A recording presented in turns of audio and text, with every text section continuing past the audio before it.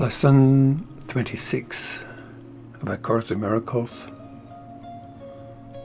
My attack thoughts are attacking my invulnerability.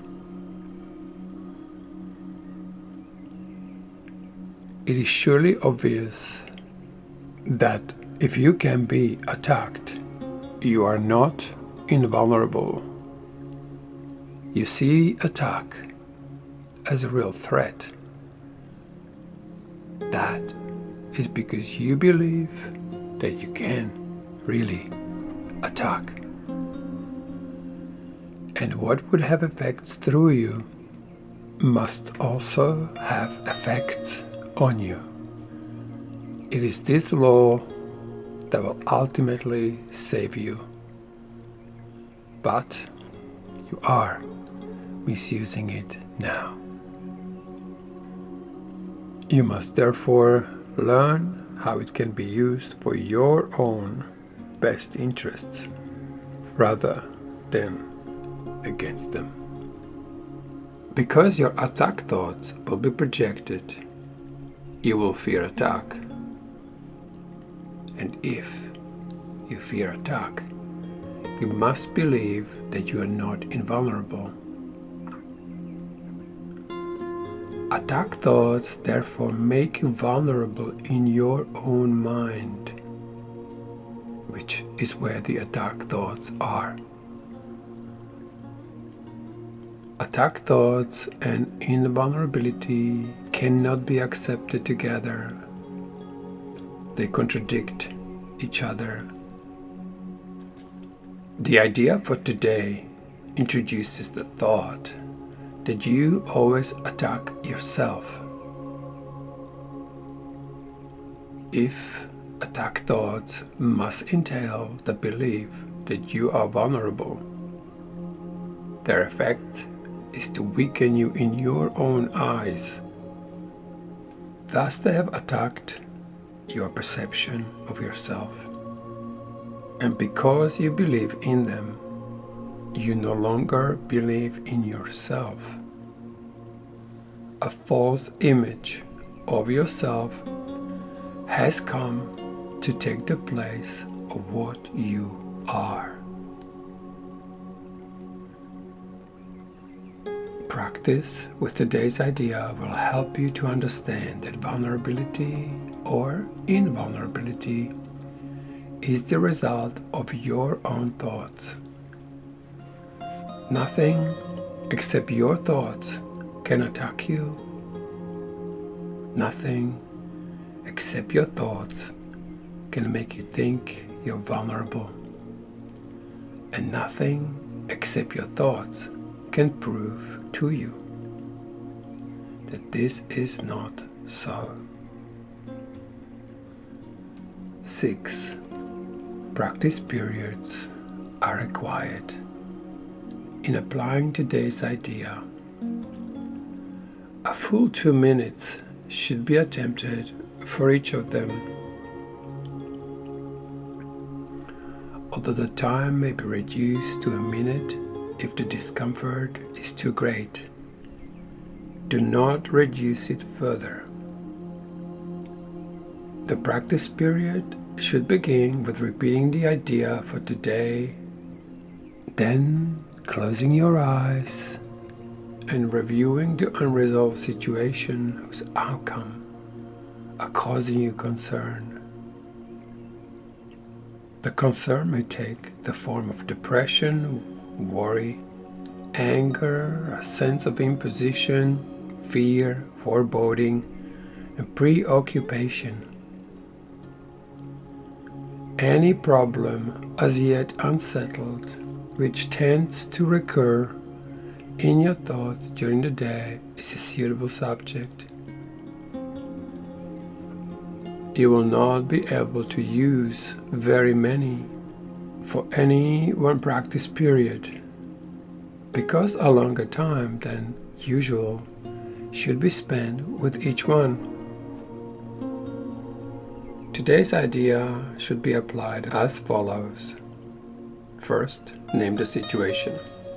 I'm concerned about first thing that comes to your mind.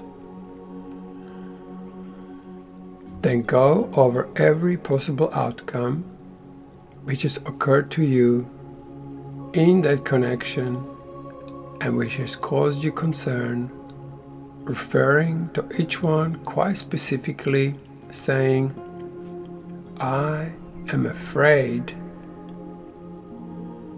fill in the gap, so and so will happen. I'm afraid a disaster will happen, for example. If you are doing the exercises properly, you should have some 5 or 6 distressing possibilities available for each situation you use, and quite possibly more. It is much more helpful to cover a few situations thoroughly than to touch on a large number. As the list of anticipated outcomes for each situation continues, you'll probably find some of them, especially those which occur to you towards the end, less acceptable to you. Try, however, to treat them all alike to whatever extent you can. After you have named each outcome of which you are afraid, tell yourself, that thought is an attack upon myself. Conclude each practice period by repeating today's idea once more.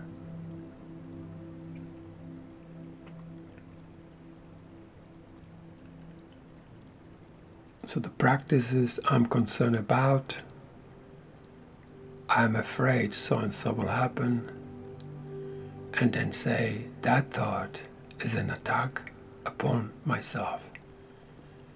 And then repeat this over and over until you feel released.